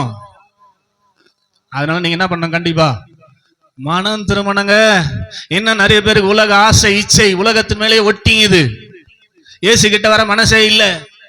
வேதம் அழகா சொல்லுது, கிறிஸ்துவின் உடையவர்கள் தன்னுடைய ஆசை இச்சைகளை சிலுவையில். இங்க எத்தனை பேர் அறிஞ்சிருக்கிறீங்க? எல்லாத்தையும் மாட்டின்னு ஆசை இருக்குது, இச்சை இருக்குது, எல்லாமே இருக்குது. ஸ்தோத்திரம். கிறிஸ்துவனுடையவர்களுக்கு இதெல்லாம் தேவை இல்லையே. ஆசை இச்சைகளை சிலுவையில் அரைஞ்சிருக்கணும். ஒரு ஆசை இருக்கக்கூடாது. என் ஆசையெல்லாம் இயேசுதானே, அவர் பொன்முகந்தானா, ஒரு விசுவாசிக்கு தான் இருக்கணும் ஆசை. ஸ்தோத்திரம். எப்படியாவது ஆண்டவரை நான் பார்க்கணும், எப்படியாவது அந்த பரலோக ராஜ்யத்துல போய் பிரவேசிக்கணும்ன்ற எண்ணம் மாத்திரமே இருக்கணும் தவிர. ஸ்தோத்திரம். அதனாலதான் ஸ்தோத்திரம் ஆமோஸ் அழகா சொல்லுவார் 4:12, உன் தேவனை சந்திக்கும்படி ஆயத்தப்படு, உன்னோடு கூட சேர்ந்த கூட்டத்தையும் ஆயத்தப்படுத்து. நீ முதல்ல ஆயத்தப்படு, அதுக்கப்புறம் கூட சேர்ந்திருக்கிற கூட்டங்களையும் ஆயத்தப்படுத்து என்று சொல்லுகிறார். அதனால என்னை கேட்டுக்கொண்டிருக்கிற தேவ ஜனமே, இந்த உயிர் தேர்தல் நாள் ஆராதனை உங்களுக்கு ஆசீர்வாதமா இருக்கணும்னா இன்னிலிருந்து ஒரு பெரிய பயம் உங்களை பற்றி பிடிக்கணும். இயேசு இன்றைக்கு இரவே ரகசிய வருகையில வருவாரானால் என்னுடைய நிலைமை என்ன? ரெடியாகிறனா? பரிசுத்தல வளர்ந்துட்டுனா 46 நாள் உங்களுக்கு தவணை கொடுக்கப்பட்டது. ஸ்தோத்திரம். உங்களை பரிசுத்தப்படுத்திக் கொள்ளுங்கள், பரிசுத்தப்படுத்திக் கொள்ளுங்கள், பரிசுத்தப்படுத்திக் கொள்ளுங்கள். எத்தனை பேர் கீழ்ப்படிஞ்சீங்க? கீழ்ப்படிஞ்சவங்களுக்கு தான் கர்த்தர் மனம் இறங்குவார். கீழ்ப்படியாதவங்க என்ன பண்ணுவார் ஆண்டவர்? கண்ணு முன்னாடியே லோத்து பார்க்கும் போது வானத்திலிருந்து அக்கினி அங்கே விழுந்து மொத்த பட்டணமும் அழிந்தது. ஸ்தோத்திரம். தருணம் கொடுப்பார், தருணம் கொடுப்பார். லோத்துவை கொண்டு போனதே அதுக்குதான். ஸ்தோத்திரம். அவரும் எவ்வளவு போராடுறார் லோத்து. அக்கிரம செய்கைகளை கண்டு கேட்டு டெய்லி ஜெபம், ஆண்டவரே எப்படியாவது ரட்சியுங்க. ஸ்தோத்திரம். அதையும் மீறி தேவ கோபம் அந்த ஜனங்களிடத்துல கடந்து வருகிறதுக்கு அவர்கள் பாவிகள், பெரும் பாவிகள், பொல்லாத பாவிகள் என்று 13:13 வாசிக்கிறோம். என்னை கேட்டுக்கொண்டிருக்கிற அருமையான தேவ ஜனமே, இந்த நாட்கள் லெந்து நாட்கள் நமக்கு எதற்காக? நம்மை பரிசுத்தப்படுத்தி, நம்ம பரிசுத்தமா இல்லை, ஏன்னா நம்ம மனம் திரும்பவே இல்லை. இன்னும் உலகத்தையே சார்ந்து, உலகத்தையே நம்பி, உலகத்தோடு ஒன்றி போய் இருக்கிறோம். இன்றைக்கு ஒரு முடிவுக்கு வருவோம். இன்றைக்கு இயேசு வருவாரானால் என் நிலைமை என்ன? நான் கைவிடப்பட்டு விட்டால், ரகசிய வரையில் எடுத்துக்கொள்ளப்படவில்லை என்றால், ஸ்தோத்திரம், அன்னையோட என் வாழ்க்கை ஸ்தோத்திரம் நான் வாழ்ந்து நாங்க பண்ண போறேன்? இயேசுவின் வருகையில ஸ்தோத்திரம் எடுத்துக்கொள்ளப்படவில்லை என்றால் நான் வாழ்ந்து என்ன பண்ண போறேன்? ஸ்தோத்திரம். எதுக்காக நான் வாழணும்? ஸ்தோத்திரம். நரகத்துக்கு போறதுக்கு அப்படின்ற முனைப்போடு கூட அட்லீஸ்ட் இன்னிலிருந்தாவது ஸ்தோத்திரம் உயிர் தெரிந்த ஆண்டவர் உங்களுக்குள்ள இருப்பாரானால் இப்படிப்பட்ட உணர்வை கொடுத்து ஒவ்வொரு நாளும் இன்னும் பரிசுத்தம், இன்னும் பரிசுத்தம், இன்னும் பரிசுத்தம், பேச்சில பரிசுத்தம், மூச்சில பரிசுத்தம், சிந்தையில பரிசுத்தம், நடக்கையில பரிசுத்தம், எல்லாத்திலும் நான் பரிசுத்தத்தை வெளிப்படுத்த ஆண்டவரே எனக்கு அனுகிரகம் செய்யுங்கப்பா, என்னை பலப்படுத்துங்க. என்னை பலப்படுத்துகிற கிறிஸ்துவினாலே எல்லாவற்றையும் செய்ய எனக்கு பலன் உண்டு என்று சொல்லி வேதம் சொல்லுகிறபடி அப்போஸ்தலனாகிய அப்போஸ்தலர் 1:8 வாசித்த வண்ணமாய் பரிசுத்த ஆவியானவர் உங்களுக்குள்ள வரும்போது நீங்கள் பலனடைந்து சாட்சியாய் இருப்பீர்கள், பரிசுத்தமாய் வாழ்வீர்கள் என்பதை ஸ்தோத்திரம் தேவ சமூகத்தில் போராடி பெற்றுக்கொண்டு ஒவ்வொரு நாளும் கடந்து போக வேண்டியது அவசியம், அவசியம், அவசியம். இந்த ஸ்தோத்திரம் இப்ப நடந்து கொண்டிருக்கிற போர் கண்டிப்பாக 2ஆம் வருகைக்கு முன் அடையாளமான போராக ஸ்தோத்திரம் இருக்க போகிறது என்பதை ஸ்தோத்திரம் நான் ஏற்கனவே சொன்னேன். 2027 இயேசு வருவார்னு. அதுக்கு அடித்தளமாக தான் இந்த போர் ஆரம்பித்திருக்கிறது. ஸ்தோத்திரம். இந்த போர் முடிவுக்கு வருவதற்கான வாய்ப்பு இல்லவே இல்லை என்று சொல்லுகிறார்கள். அதனால கண்டிப்பாக இந்த போர் முடிவுக்கு வராத சூழ்நிலையில இயேசு சபையை எடுத்துக்கொள்வதற்கு இந்த பூமியில வருவார். அல்லே சொல்லுங்க, அல்லேலூயா, ஸ்தோத்திரம். இந்த போர்ல நம்ம வாழறது கஷ்டம். இப்போ சண்டை இப்ப நடந்திருக்கும் போது என்ன பண்ணல, நம்மளால வாழ முடியல. இன்னும் ஒரு 10-15 நாட்களுக்கு தான் இந்தியாவில் ஸ்டாக் இருக்குது, கேஸ் பெட்ரோல்லாம். அதுக்கப்புறம் ஸ்டாக் இல்லை. ஸ்தோத்திரம். சப்ளையும் இல்லை. ஸ்தோத்திரம். இன்னும் ஒரு மாசம் இந்த போர் நீடிக்குமானால் நம்ம வாழறதே கஷ்டம். அப்படின்னா இதுதான் உபத்திரவத்தின் காலம், உபத்திரவம் ஸ்டார்ட் ஆக போற காலம். ஸ்தோத்திரம். கவனிங்க. ஸ்தோத்திரம். அதனால ரொம்ப ஜாக்கிரதையாக விசுவாசிகள் ரொம்ப ஜாக்கிரதையாக வாழணும். இவ்வளவு நாள் பிரயாசப்பட்டு கடைசியில என்ன பண்ணக்கூடாது, இழந்து போயிட்டா ரொம்ப கஷ்டம். அதனால நீங்க தயவு செய்து உங்களை நீங்கள் புரிந்து கொண்டு, உங்களை யார் என்று அறிந்து கொண்டு, நீங்க எங்க போய் நித்தியமாய் வாழப் போகிறீர்கள், கழிக்க போகிறீர்கள் என்பதை புரிந்து கொண்டு நீங்க அர்ப்பணித்து கடந்து போகிறீர்கள் என்று சொன்னால் இந்த ஈஸ்டர் ஆராதனை உங்களுக்கு ஆசீர்வாதமா இருக்குங்க. இல்லை சொல்லுங்க, அல்லேலூயா, ஸ்தோத்திரம். நீங்க மனம் திரும்பிட்டா உங்களை ஆண்டவர் என்ன பண்ணுவாரு? உங்களுக்கு தண்டனை கொடுக்க மாட்டார். நினைவே பட்டணம் போல நீங்க மனம் திரும்பலைன்னா கண்டிப்பா சோதோம் கொமோரா போலவும் நோவா காலத்துக்கு முன்னாடி இருந்தவர்களை போலவும் கண்டிப்பாக அவர் பனிஷ்மெண்ட் கொடுத்தே தீருவார் என்பதை மனதில் வைத்துக் கொண்டு நீங்க ஆண்டவருடைய சமூகத்தில் உங்களை அர்ப்பணிக்க உங்களை அன்போடு கேட்டுக்கொள்கிறேன். பைபிளை மூடிட்டு நிற்போம் ஒரு நிமிஷம். நீங்க எங்க இருக்கிறீங்க பாருங்க. உங்க வாழ்க்கை உங்களை எங்க நிறுத்திருக்கிறதுன்னு கொஞ்சம் செக் பண்ணி பாருங்க. ஆண்டவரை சந்திக்க ரெடி ஆயிட்டீங்களா?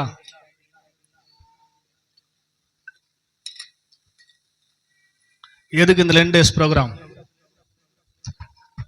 உங்களை சரிப்படுத்திக் கொள்வதற்காக 40 நாள் ஜெபம்.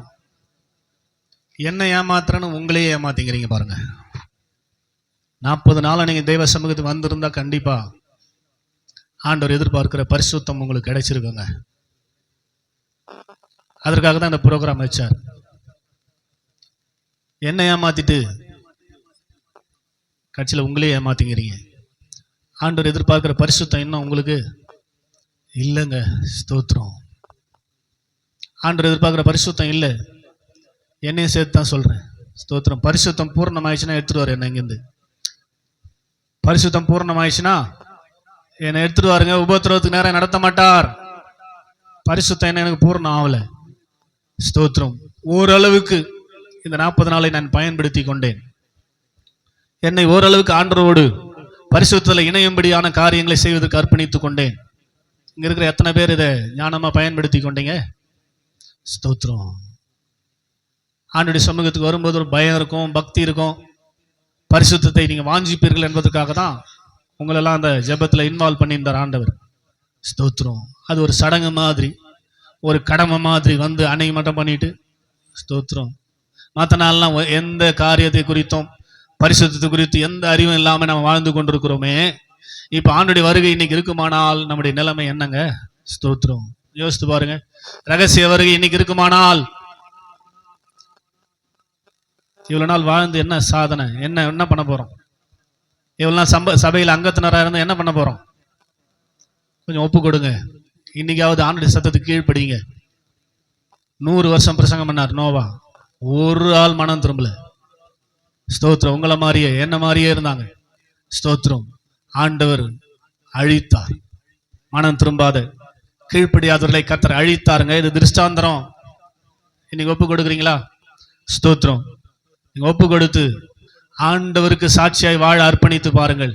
ஆண்டவரை உயிர்த்தெழுந்த ஆண்டவரை எனக்குள்ள பெற்றிருக்கிறேன், நான் அதை அநேகருக்கு சொல்லுவேன் என்று சொல்லி அர்ப்பணித்து பாருங்கள். ஆட்டோமேட்டிக்கா நீங்க பரிசுத்தமாய் வாழ ஆரம்பிச்சிருவீங்க. ஆமீன் சொல்லுங்க. அல்லேலூயா. பவுல் அதை தான் சொல்றார். மற்றவங்களுக்கு பிரசங்கிக்கிற நான் தானே ஆகாதவனாய் போய் விடாதபடிக்கு என் சரீரத்தை அடக்கி ஒடுக்குகிறேன் என்றார். மற்றவர்களுக்கு போய் இயேசுவை சொல்லுகிற நான் ஆகாதவனாய் போயிடக்கூடாது. அதனால என் சரீரத்துல எந்த பாவமும் வெளிப்படக்கூடாது. அதனால என் சரீரத்தை அடக்கி ஒடுக்குகிறேன் என்று சொல்லுகிறார். அதனால நீங்க ஒரு தீர்மானம் எடுப்பீங்களா?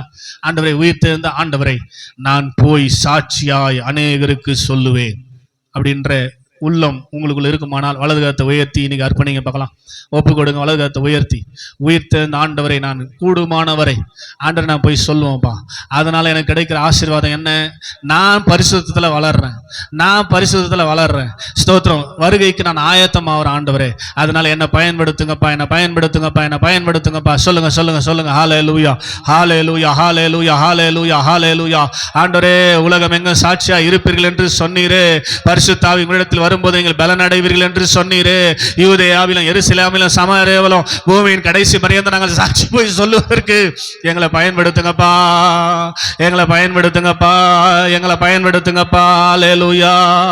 சுத்தம் விரும்பும் சுத்த ஜோதியே, விரும்பா அசுத்தம் யாவும் நீக்குமே. சுத்தம் விரும்பும் சுத்த ஜோதியே, விரும்பா அசுத்தம் யாவும் நீக்குமே. பாவி நீச பாவி நானையா, தேவ மனம் இறங்க மாட்டீரோ. பாவி நீச பாவி நானையா, தேவ மனம் இறங்க மாட்டீரோ. பரிசுத்தர் கூட்டம் நடுவில் ஜோலி தீடும் சுத்த ஜோதியே, ஆருவியே இவ்வேளையில் ஆடியா நெஞ்சம் மாறீரோ. ஆருவியே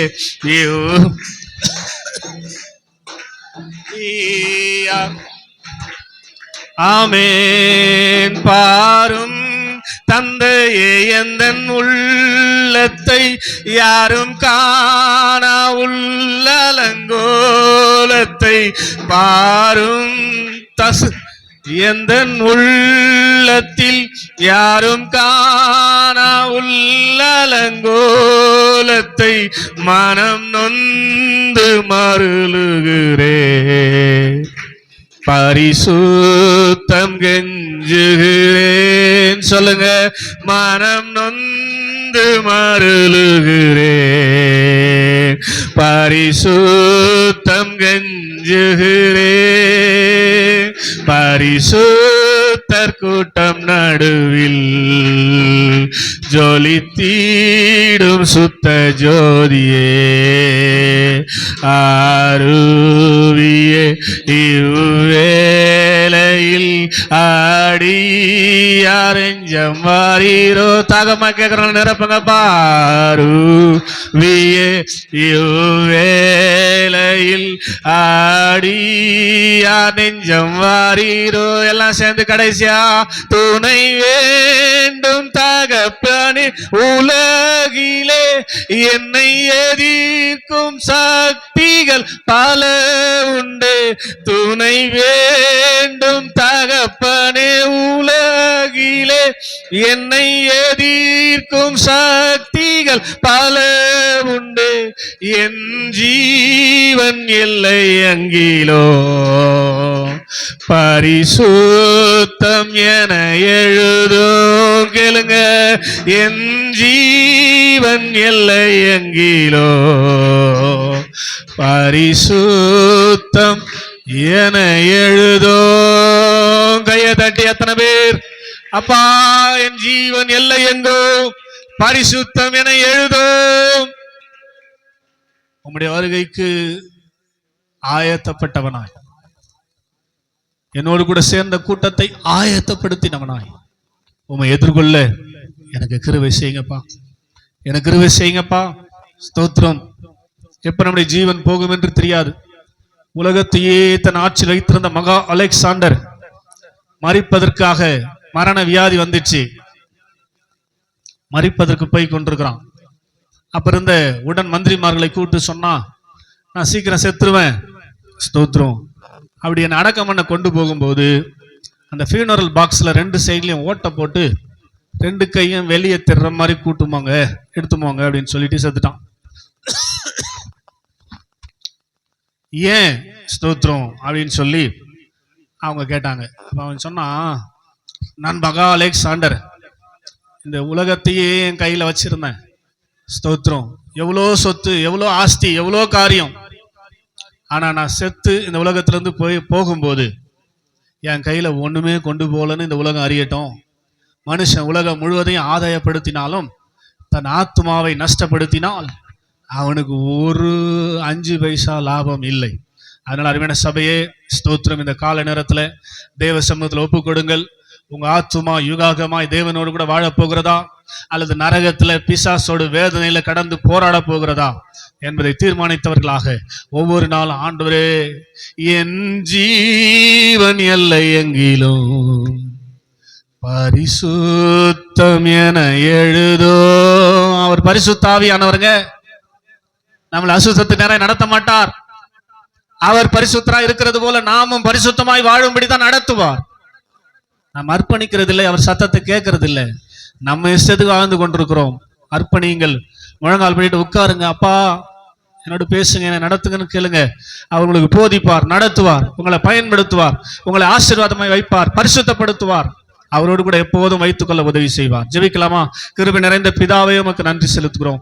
இயேசுவின் நாமத்திலே இந்த கால நேரத்துல உயிர்த்தெழுந்த நாளிலே உம்மை நாங்கள் ஆண்டவரே ஸ்தோத்திரம் ஆராதிக்க, துதிக்க, எல்லாவற்றுக்கும் மேலாக உம்முடைய வார்த்தை கேட்டு அர்ப்பணிக்க கர்த்தர் கொடுத்த நல்ல வாய்ப்புக்காய் ஸ்தோத்திரம். இயேசு சீக்கிரமாய் ஆண்டவரே 2ஆம் வருகைக்கு முன்பதாக ரகசிய வருகையிலே ஆயத்தமாய் இருக்கிறவர்களை சேர்த்து கொள்ளும்படி வரப்போகிறீர். நாங்கள் ஆயத்தமா இருந்தால் ரகசிய வருகையில் எடுத்துக்கொள்ளப்படுவோம். அதனால ஒவ்வொரு நாளும் நாங்கள் ஆயத்தப்பட ஆண்டவரே எங்களுக்கு வேண்டிய கிருபை கொடுத்து எங்களுக்குள்ள பரிசுத்த ஆவியானவர் நடத்த போற தயவுக்காக உமக்கு நான் நன்றி செலுத்துகிறேன். தொடர்